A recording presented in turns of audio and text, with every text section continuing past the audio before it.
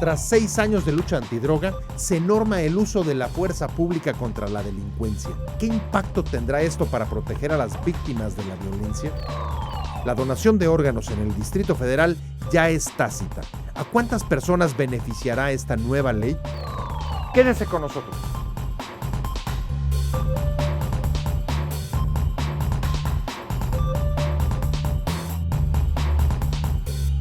Buenas noches, usted y los asuntos que le interesan son parte de esta agenda.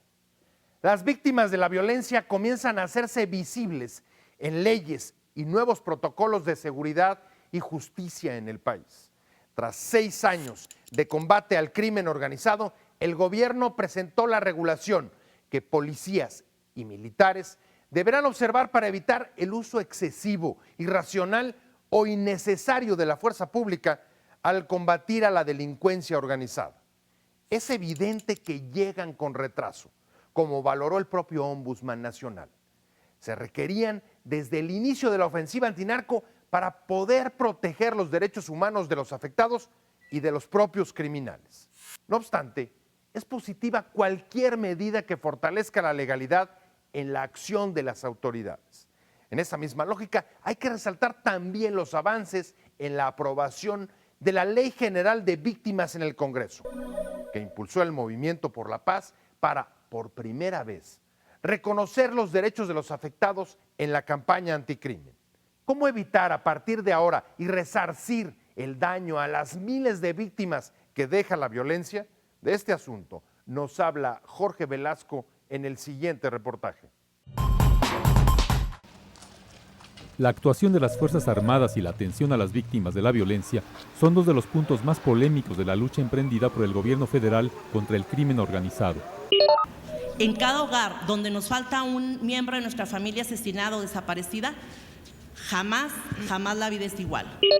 En México y el extranjero se ha criticado la incorporación del Ejército y la Marina a tareas de seguridad. Las fuerzas federales en un momento determinado han participado en la violación de derechos humanos y eso también produce elementos en los cuales la gente busca mayor seguridad. Desde diciembre del 2006 el gobierno federal desplegó a las Fuerzas Armadas para realizar labores de seguridad pública. De acuerdo con la información recibida, las Fuerzas Armadas no se limitan a actuar como auxiliares de las autoridades civiles y a aceptar sus órdenes, sino que realizan tareas que corresponden exclusivamente a las autoridades civiles. En marzo de 2011, el Grupo de Trabajo de la Organización de Naciones Unidas sobre Desapariciones Forzadas o Involuntarias documentó esos abusos por parte del Ejército y la Marina. En marzo pasado hizo una serie de recomendaciones. El grupo de trabajo, en consecuencia, recomienda adoptar la legislación, normas y protocolos necesarios para regular el uso de la fuerza por parte del Ejército y todas las corporaciones policiales. El Ejecutivo dio a conocer el 23 de abril un convenio de colaboración entre las Secretarías de Gobernación, Defensa Nacional, Marina y Seguridad Pública, así como la Procuraduría General de la República. Este convenio tiene un objetivo fundamental: fortalecer la protección integral de los derechos humanos en las acciones de la autoridad. Con ello, estas dependencias cuentan ahora con una base legal mucho más sólida para seguir realizando sus tareas como hasta ahora lo han hecho, con apego a la legalidad y con respeto a los derechos de las personas. Por primera vez se establecen los protocolos para el uso proporcional de la fuerza pública, la preservación de evidencias y el debido proceso en la presentación de detenidos. En el que se establecen de manera clara y precisa las acciones necesarias para actualizar y perfeccionar los mecanismos y procesos con que cuenta el Estado mexicano en materia de seguridad y procuración de justicia. En el empleo de la fuerza, la autoridad ahora será gradual, empezará por disuadir, reducir físicamente los movimientos y utilizar fuerza no letal hasta emplear la fuerza de este tipo. Se evitará el daño a terceros y en caso de lesionado se deberá proporcionar asistencia médica y notificar inmediatamente a los familiares. La fuerza pública será utilizada en la magnitud, en la intensidad y en la duración que sea requerida en cada caso, en que sea necesaria en cada caso, y dependiendo de la amenaza a la que los policías, los soldados o marinos se estén enfrentando. Por otra parte, se establece el tratamiento para pruebas y evidencias. A partir de ahora, todas las autoridades que intervengan deberán dejar constancia por escrito de su participación para garantizar que no sean alteradas. Va tendiente al nuevo sistema acusatorio, que es muy importante precisamente porque los peritos y la policía van a jugar un papel fundamental, sobre todo en este tipo de evidencias y en donde van incluso a ser fundamentales para el juicio. Finalmente, se reglamenta la forma en que debe efectuarse la detención a fin de evitar abusos y violación a los derechos de los presuntos delincuentes. Las autoridades de seguridad están obligadas a informar a los detenidos el motivo de su detención y los derechos que les asisten. De la misma forma, deben informar de manera inmediata al Ministerio Público y presentarlo ante esa autoridad sin tardanzas injustificadas. El cumplimiento de esos protocolos requerirá de una constante capacitación y supervisión del personal encargado de la seguridad pública. Eso depende de todos y cada uno de los que trabajamos en estas áreas, el que estemos vigilando que se cumplan y que capacitemos a nuestro personal para que así sea. A estos protocolos se suma otra medida importante que busca recobrar la confianza en el Estado. Por unanimidad, este miércoles el Senado aprobó la Ley General de Víctimas que garantiza asistencia y protección a las personas que fueron violentadas en sus derechos humanos y la reparación del daño material y moral. Hoy el Estado admite ser subsidiario en el tema de víctimas, con lo cual hemos dado un gran paso hacia adelante. La ley turnada a la Cámara de Diputados prevé la creación de un registro nacional de víctimas, así como un fondo permanente de ayuda, asistencia y reparación integral que dependerá del Sistema Nacional de Víctimas, en el que estarán representadas organizaciones de la sociedad civil que hoy celebran esta ley. Estamos completamente satisfechos por la aprobación. Ya nada más nos resta esperar a que la Cámara de Diputados haga lo propio.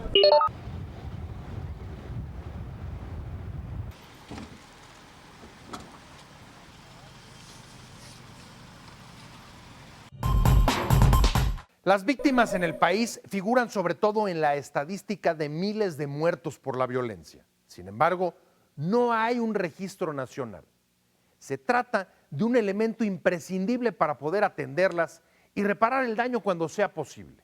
Esta es una de las iniciativas que incluye la nueva Ley General de Víctimas. Junto con los protocolos de seguridad, constituye una respuesta a las denuncias de la Comisión Nacional de Derechos Humanos y de Human Rights Watch sobre las víctimas y abusos a las garantías individuales en la campaña antidroga. Las quejas han incluido desde la desaparición forzosa, tortura o el uso desproporcionado de la fuerza pública, como en el caso de los estudiantes asesinados en Ayotzinapa, Guerrero. Los protocolos de seguridad deben evitar esa clase de excesos, mientras que la ley de víctimas debe ser el medio para asistir a los miles de afectados que deja la violencia y reparar el daño, incluso con una indemnización económica.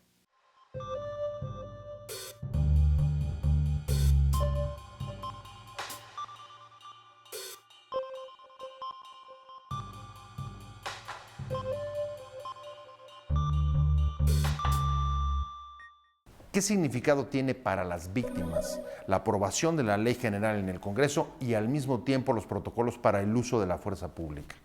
Mira, ambos llegan tarde, Pepe. Ambos llegan tarde porque tenían que haber empezado este procedimiento con protocolos, o sea, qué hacer, cómo hacer, en caso de duda, a dónde acudir.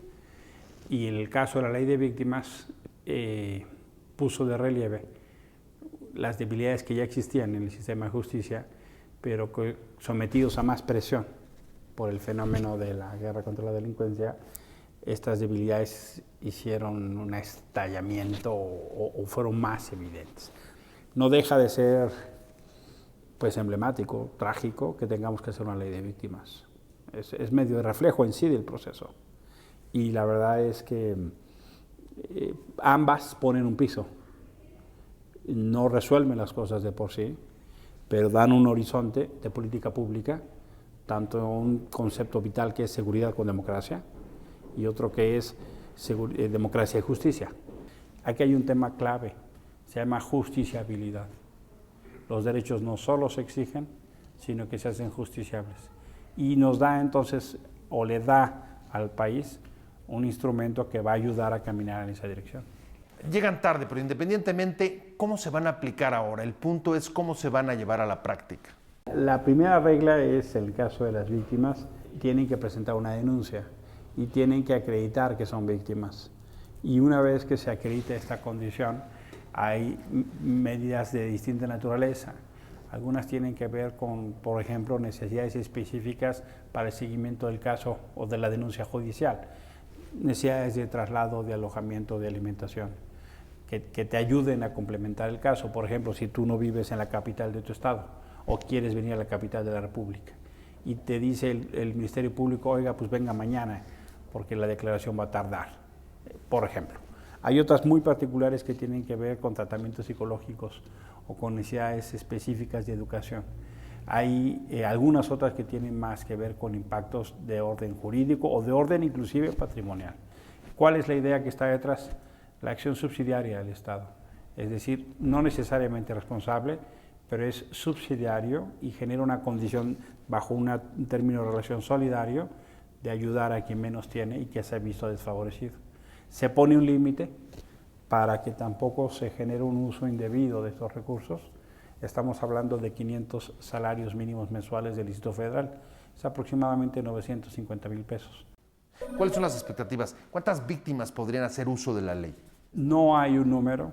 Cuando las veces que discutimos eso, era muy difícil. Y eso nos llevó a la discusión del Registro Nacional de Víctimas, que está contenido en esta ley. Y yo me imagino que tendremos que ir caminando poco a poco para generar criterios de certeza.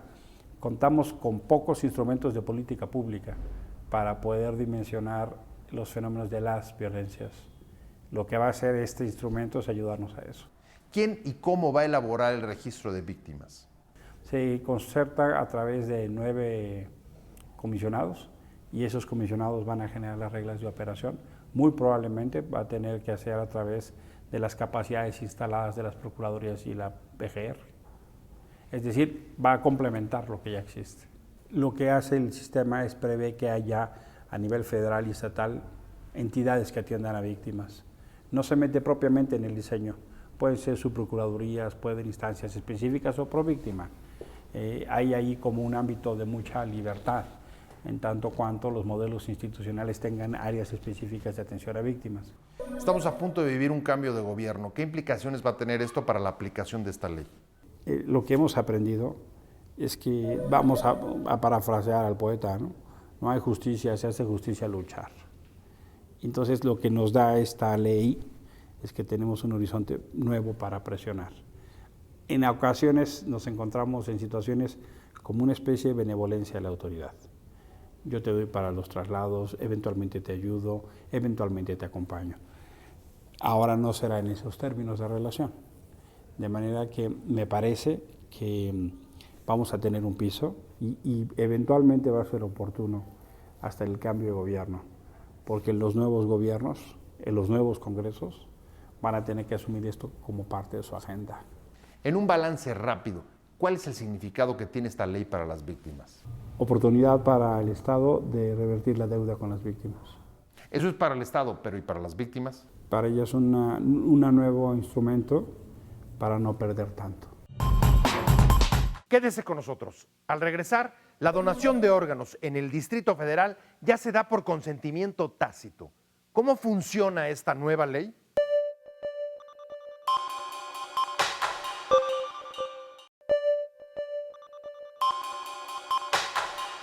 La Ciudad de México ha dado un paso fundamental para remover uno de los mayores obstáculos al trasplante de órganos y promover la cultura de la donación.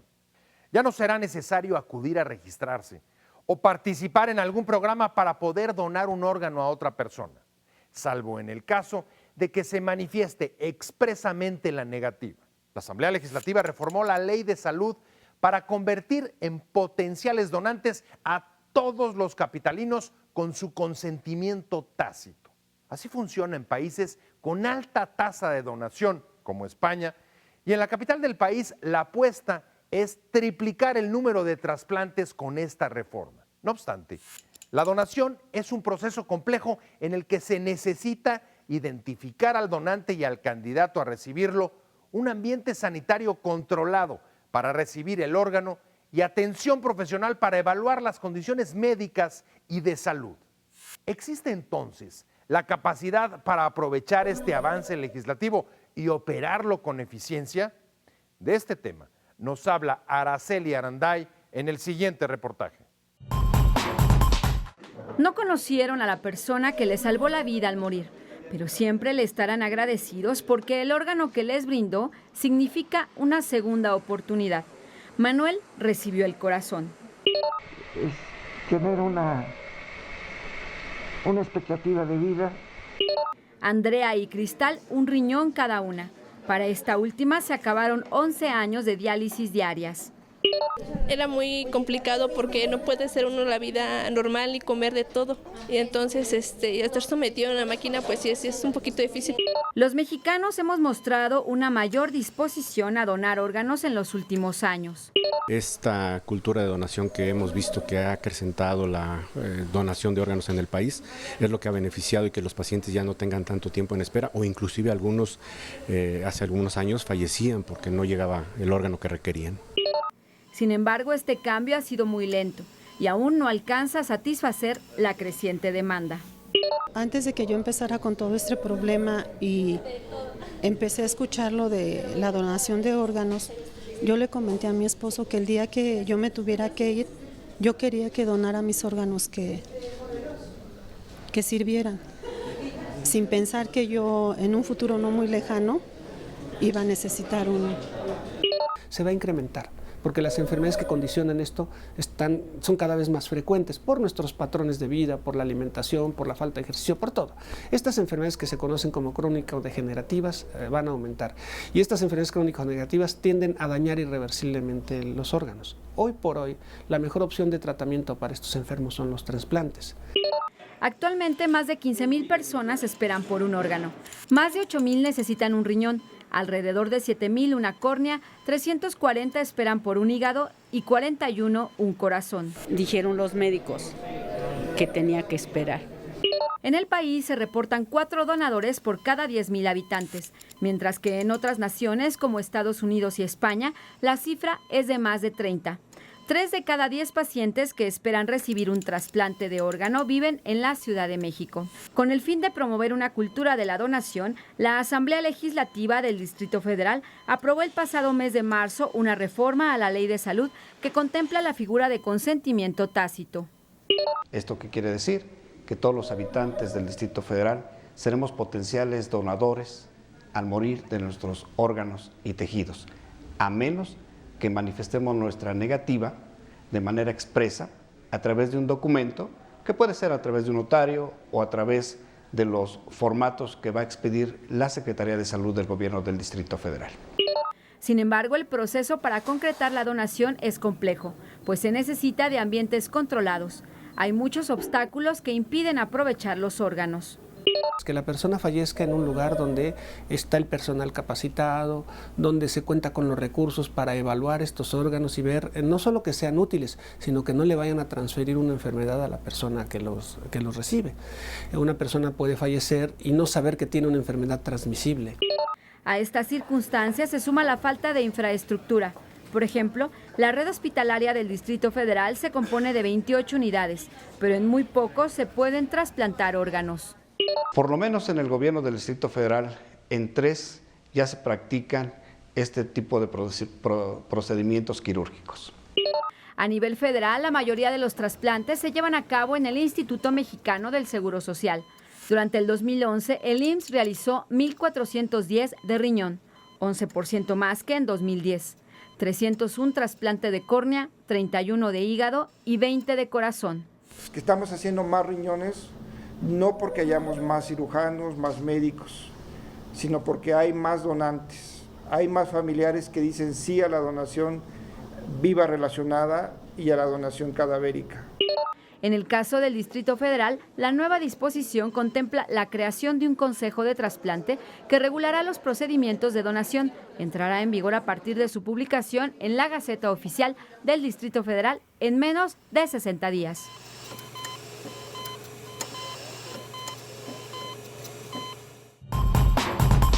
El desarrollo de infraestructura sanitaria y la capacitación adecuada del personal médico serán ahora clave para aprovechar las ventajas del consentimiento tácito para la donación de órganos. Hospitales y especialistas tienen que ofrecer seguridad y certeza tanto a los donantes como a los candidatos a recibir un órgano en el manejo y procedimientos quirúrgicos para el trasplante. Incidentes como la caída accidental de un corazón mientras era trasladado para un trasplante en el Hospital La Raza crean desconfianza e incluso nutren mitos alrededor del comercio ilegal de órganos. El desconocimiento del destinatario, los trámites y la desconfianza alimentan temores que todavía inhiben la cultura de la donación. Pero no hay que olvidar y hay que insistir en que el trasplante es uno de los mayores avances terapéuticos en el último medio siglo en México.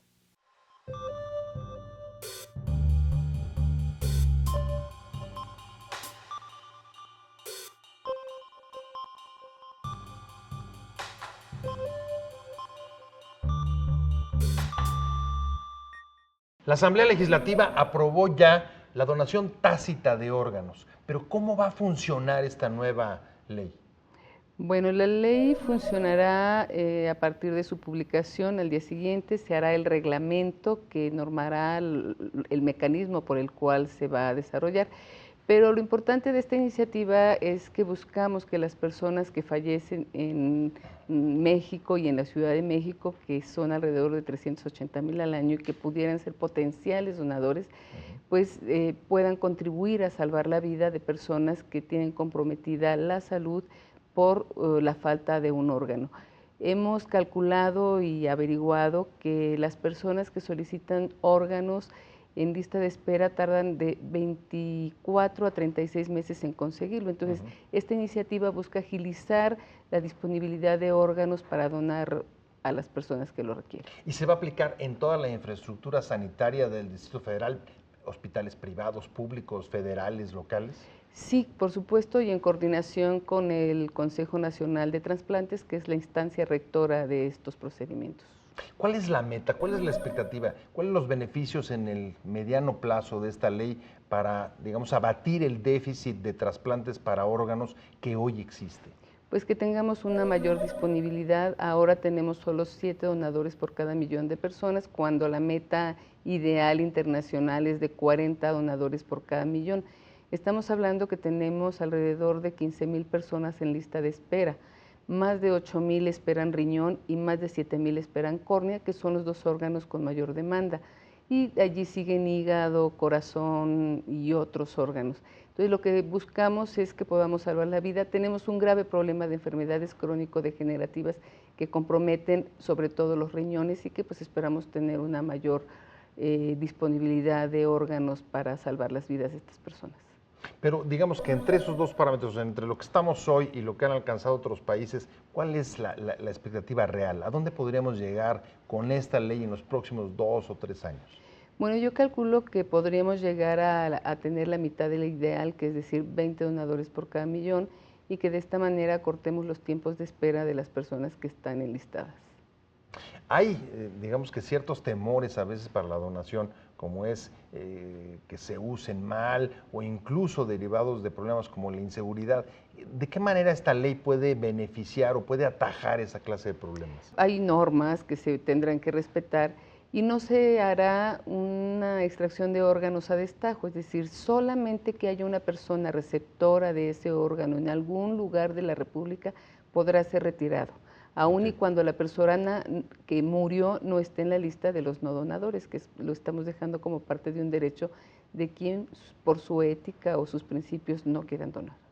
Es decir, que se mantiene la donación tácita, expresa, y además aquel que diga que no quiere. Así es. La donación expresa es muy importante, esa la vamos a seguir promoviendo porque como seres humanos en pleno uso de nuestras facultades podremos prever si tenemos algún accidente que se usen nuestros órganos. Eso le quita presión a las familias, eso es algo muy importante. Ahora también hay donación en vida, allí también es otra parte de un procedimiento que se hace todas las variables que tenemos, incluida la donación tácita que se incluye hoy en la legislación del Distrito Federal. Incluso ustedes hicieron también ya otra reforma para que se pongan las licencias, ¿no? En las licencias, cuando acudes por tu licencia, te preguntan que si quieres donar, te dan toda la información y si dices que sí, se incluye una leyenda que diga donador altruista de órganos. Gracias por habernos acompañado en Agenda a Fondo. Recuerde que puede escribirnos a la dirección de correo y Twitter que aparecen en la pantalla. Lo esperamos la próxima semana con reportajes y entrevistas sobre las situaciones que impactan su calidad de vida, la realidad que todos los días enfrentamos.